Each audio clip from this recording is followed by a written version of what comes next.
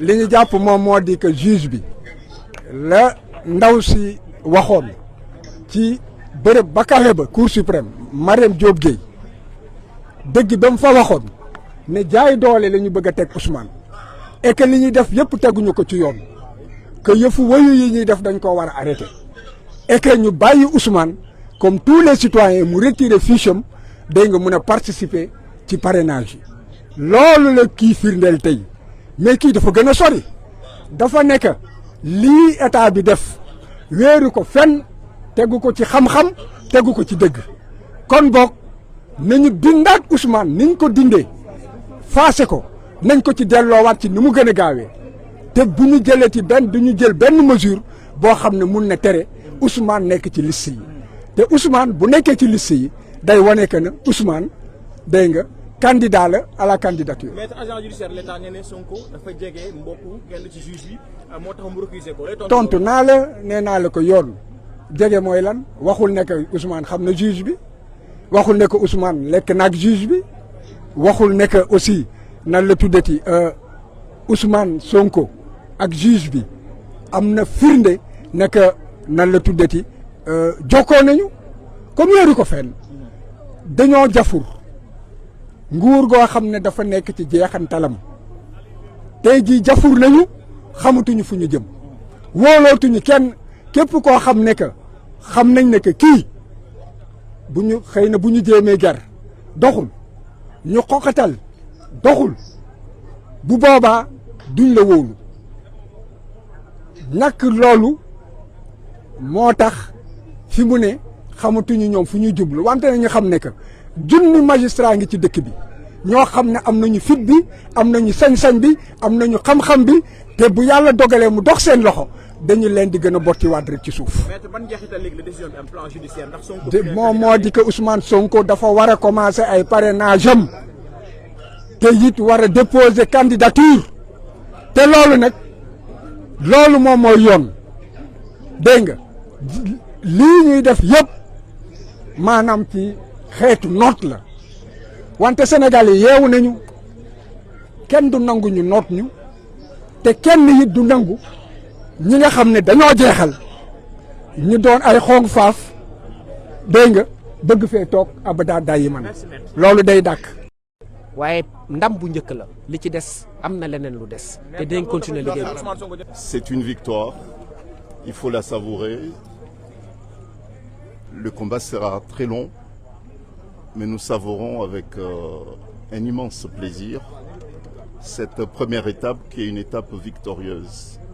Dans une démocratie, il faut les institutions, mais il faut aussi des hommes courageux, solides.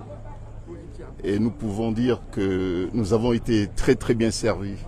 Personnellement, j'ai une immense satisfaction d'avoir, avec mes éminents confrères, contribué à la consolidation des valeurs et puis de l'héritage démocratique de ce grand pays qui est le Sénégal. La décision d'aujourd'hui va inspirer d'autres juridictions de d'autres pays également. C'était une contribution mais très précieuse que le Sénégal, une nouvelle fois, donne à l'Afrique et puis au monde entier. Et d'autres pays africains, et j'en suis certain, d'autres magistrats des autres pays, j'en suis certain, vont s'inspirer du courage de l'institution judiciaire du Sénégal qui se détache de plus en plus des autres pouvoirs également. Maître, est-ce que cette décision aura des effets sur les autres affaires en cours, notamment les fiches de parrainage ou encore l'affaire Adji Sarr? Bon, sur l'affaire du parrainage, sans doute, puisque M. Sonko est rétabli dans ses droits en tant que citoyen sénégalais. Il retrouve ses droits politiques. Bon, donc, bien sûr, qu'il sera candidat, plus que candidat encore. Quelle est la prochaine donc, voilà. étape judiciaire pour vous, les avocats? Bah, écoutez, la prochaine étape, elle est politique. Pour nous, il n'y a pas d'étape judiciaire encore. Saïd Avocat Ousmane Sonko, maître, vous êtes satisfait aujourd'hui? Je suis, il est vrai, satisfait, mais très fier du juge qui a rendu la décision. il a fait montre d'un courage énorme. Et tout le monde a été surpris et déçu par l'attitude de l'État du Sénégal, qui, après avoir nommé un juge, propose sa récusation en pleine audience. Comment est-ce que cela a pu se faire? Est-ce que le juge a refusé de céder aux tentations? Est-ce que c'est parce que le juge n'a pas eu à donner des signes qu'il aurait peur de menaces? En tout état de cause, il y a une raison. Parce que personne ne s'y attendait, d'autant que le juge était en train de mener une audience où il était à équidistance. Il y a donc quelque chose qui s'est passé au sommet de l'État. Donc c'est une fierté. Mais ce qu'il faut surtout retenir, c'est que c'est un vent de liberté et d'indépendance qui souffle dans les rangs des magistrats. Un vent qui a débuté au nord avec l'avocat général, Marème Diop Gueye. Tout le monde a pu apprécier son courage de dire que l'État avait tort et que l'État était dans la voie de fait et que l'État était dans l'arbitraire, qu'il ne pouvait pas priver Ousmane Sonko de ses droits et que le ministère de l'Intérieur n'était pas dans le droit, qu'il était dans l'illégalité. Un acte de courage. Et maintenant, après le nord, c'est au sud, le juge de Ziguinchor. Donc le juge de Ziguinchor lui donne raison, en réalité, que tout cela relève de voie de fait et d'une forme d'exercice de la violence sur non seulement le citoyen Ousmane Sonko, mais aussi sur la population. Parce que c'est la somme des citoyens qui fait un peuple. Et Ousmane Sonko, aujourd'hui, dirige des millions de Sénégalais. En les réprimant, en lui refusant ses droits, on force le jeu démocratique et déjà, les parrainages ont commencé, la rupture de l'égalité dans la compétition est déjà rompue. Donc, ce vent de liberté inspirera d'autres juges. Parce que j'ai dit qu'il existe dans ce pays des juges fiers, des juges honnêtes, des juges indépendants, des juges courageux. Il n'y a jamais 203. Attendons de voir le troisième. Maître l'agent judiciaire de l'État a, semble-t-il, évoqué des proximités entre le juge et un proche d'Ousmane Sonko. Que répondez-vous à cela? Si la proximité seulement devait jouer, d'abord c'est faux.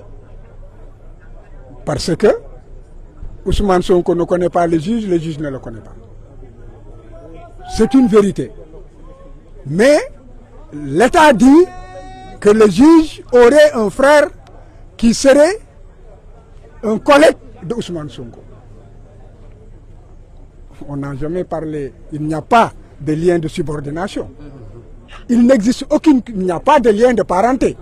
Il n'y a pas de lien d'amitié.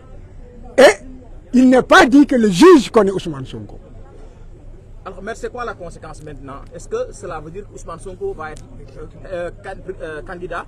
Est-ce qu'il y aura une incidence sur les autres affaires judiciaires? La candidature d'Ousmane Sonko est une exigence sociale, c'est une exigence du peuple sénégalais. Est-ce que juridiquement c'est possible maintenant? Juridiquement, Ousmane Sonko doit être candidat. Nous nous battrons et le dernier mot appartient au peuple sénégalais. On peut dire que c'est acté. À partir de la décision de Ziguinchor, dès demain, il devrait pouvoir commencer les parrainages.